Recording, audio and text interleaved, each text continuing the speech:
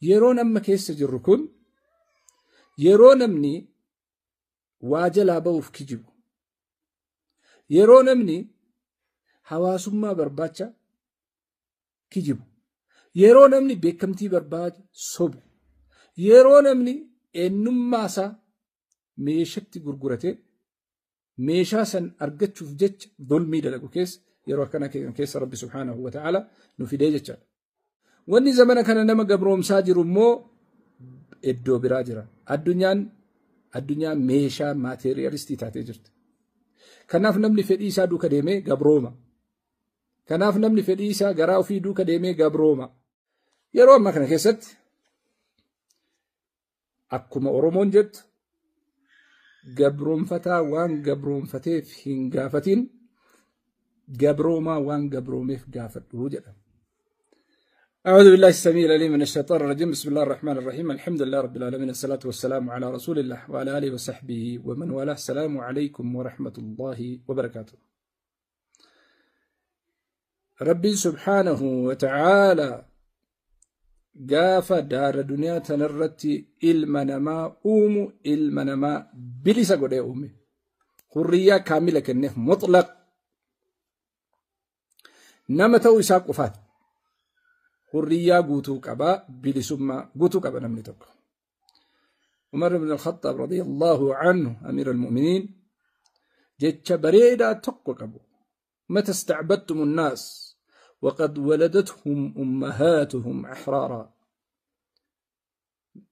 المنما يوم الرا قبر قوتني بلشو جلك أبدني. ربي سبحانه وتعالى المنما بلسا قولي أميجر. yeroo ammaa kana keessatti akkuma Oromoon jettu gabroonfataa waan gabroonfateef hin gaafatin, gabroomaa waan gabroomeef gaafadhu jedha. Irra caalaan namaa maaliif gabroomaa jira? Tokkoffaa fedhii ofiitiif gabrooma. Lammaffaa garaa ofiitiif gabrooma. Sadaffaa doofummaa ofiitiif gabrooma. Afraffaa wallaala waan qabuuf gabrooma. Gabrummaan ka jismiitii miti, ka qaamaatii miti. Gabrummaan ta aqliiti. Wanni zamana kana nama gabroomsaa jiru immoo iddoo biraa jira. Addunyaa meeshaa maateriyaalistii taatee jirti. Kanaaf namni fedhii isaa duuka deemee gabrooma. Kanaaf namni fedhii isaa garaa ofii duuka deemee gabrooma. Fedhii ofii guuttachuu, garaa ofii guuttachuu, gabrummaa keessa seena. Gabrummaa maali? Gabrummaa sammuu. Bilisummaanis sammuu keessa jirti, gabrummaanis sammuu keessa nama jirti.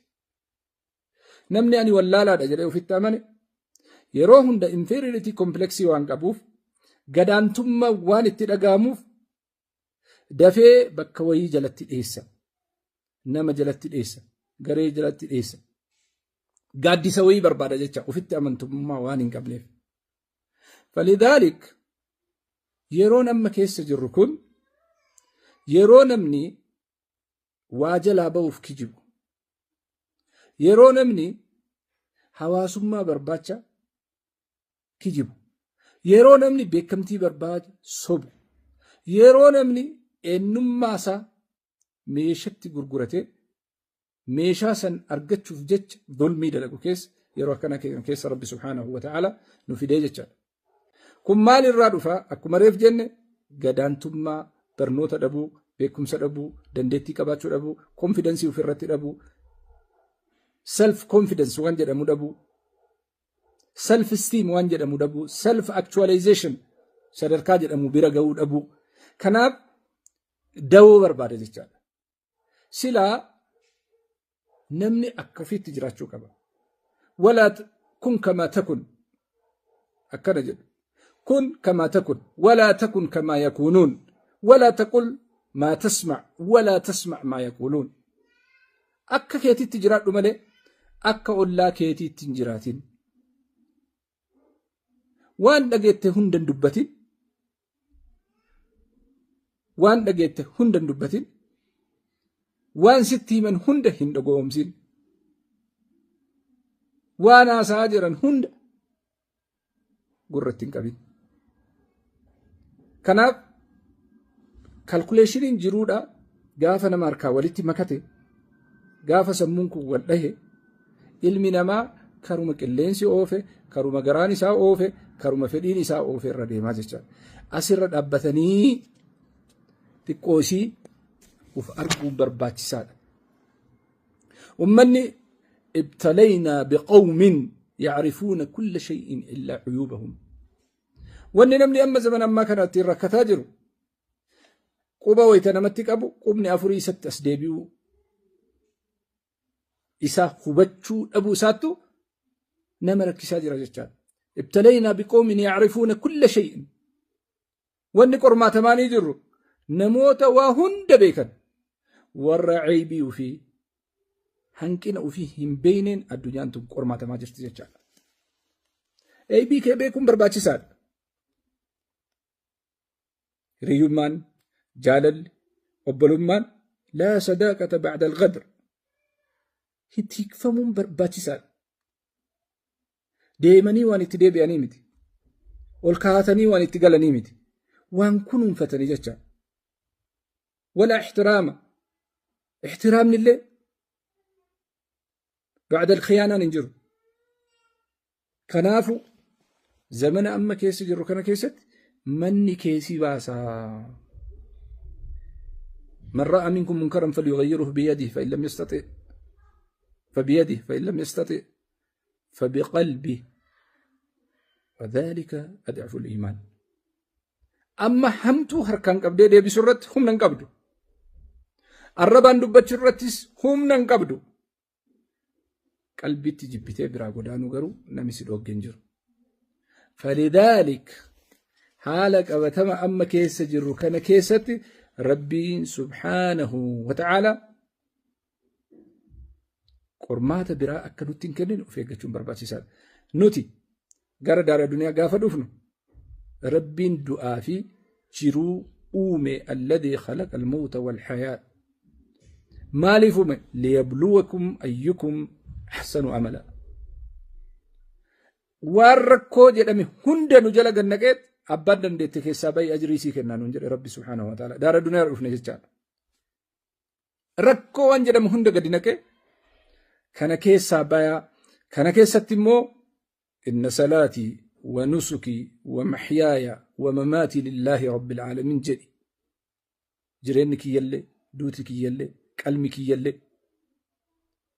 إن صلاتي ونسكي كلمك دوتك جرونك لله رب العالمين كان جرات في ربي جري ربي سبحانه وتعالى كرانو كاي الدنيا تنمو أكداو أن إذا قلبي كبدون النسون الذين يذكرون الله قياما وقعودا وعلى جنوبهم ويتفكرون في خلق السماوات والأرض ربنا ما خلقت هذا باطلا ورجل سن ور سبحانك فقنا عذاب النار جد أجر جري ربي الدكايت رجولا وانجد مولي رجالا وانجد مو ملتو إسالة فنو كاهد كان كيسا ككيسا بوجد ربي سبحانه وتعالى والعاقبة للتقوى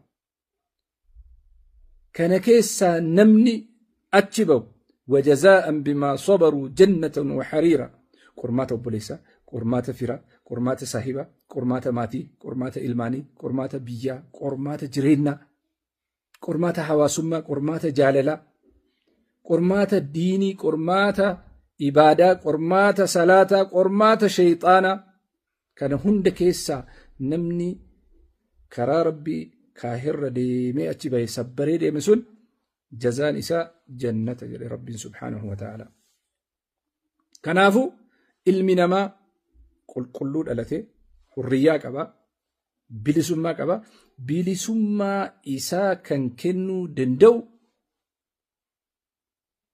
يسمون إساء قبرومي كنافو قبروم فتا أصنتين كغافنو قبروما وان قبروميف غافي إراكمنا جيجانا garattu isa gabroomse moo sammuttu isa gabroomse moo fedhittu isa gabroomse moo wallaalattu isa gabroomse moo doofummattu isa gabroomse moo sodaattu isa gabroomse moo maalii kan jedhu wal gaafanna jechaadha. Idan namni tokko an bilisa erga ofiin jedhe bilisummaa isaa qomasa sammuu keessatti qabachuun barbaachisaadha. Kan nyaachisu, kan obaasu, kan jiraachisu, kan ajjeesu, kan kennuuf, kan irraa fudhatu Rabbii tokkicha malee sochiin ani godhu, sochiin ani asirratti argisiisu, harakaan ani argisiisu a means to the end process. So trust the process. Assalamu alaikum wa rahmatullahi wa barakatuh.